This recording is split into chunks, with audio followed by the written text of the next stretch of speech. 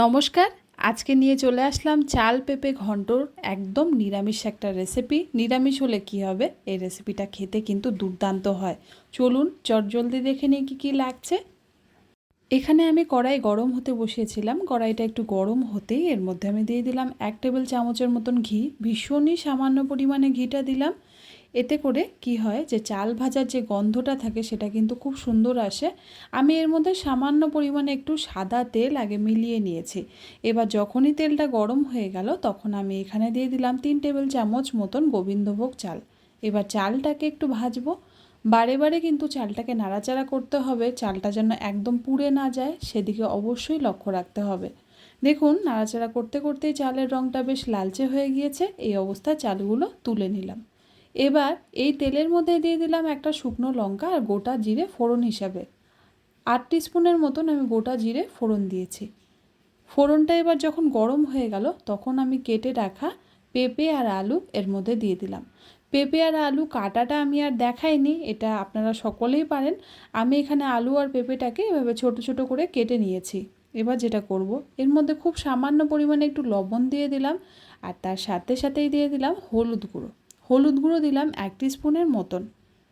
হলুদ গুঁড়ো আর লবণটা অবশ্যই কিন্তু প্রথম দিকে একটু বুঝে দেবেন। এবার আমি এগুলোকে ভালো মতন ভেজে নিচ্ছি। যত সুন্দর করে আলু আর পেঁপেটা ভাজা হবে ততই কিন্তু এগুলো ভালো সেদ্ধ হতে থাকবে।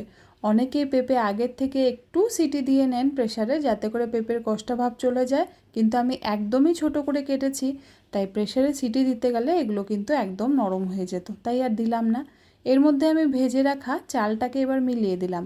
যখন আলু আর পেঁপেতে সুন্দর একটা রং চলে আসলো তখন আমি এখানে চালটা মিলিয়ে দিলাম। মিলিয়ে দিয়ে গোটা মশলার মধ্যে দিচ্ছি এখানে জিরা পাউডার 2 টেবিল চামচের মতন আর তার সাথে সাথেই ধনিয়া পাউডার দিচ্ছি এখানে 1 টেবিল চামচের মতন। আর দিয়ে দিলাম খুব সামান্য পরিমাণে একটু গরম মশলা আর একদমই অল্প পরিমাণে একটু হলুদ। সব কিছু দেওয়ার পর এবার মশলাগুলোকে আমরা আলু আর পেঁপের সাথে একসাথে করে কষিয়ে নিচ্ছি।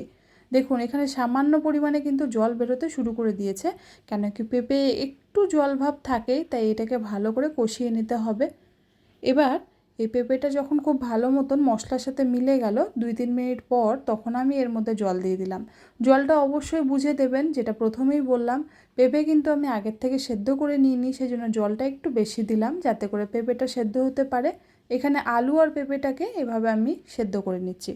আপনারা চাইলে প্রেসারে কিন্তু সিটিটা প্রথমেই দিয়ে নিতে পারেন, তবেও কিন্তু প্রথম দিকে এটা সেদ্ধ হয়ে যায়।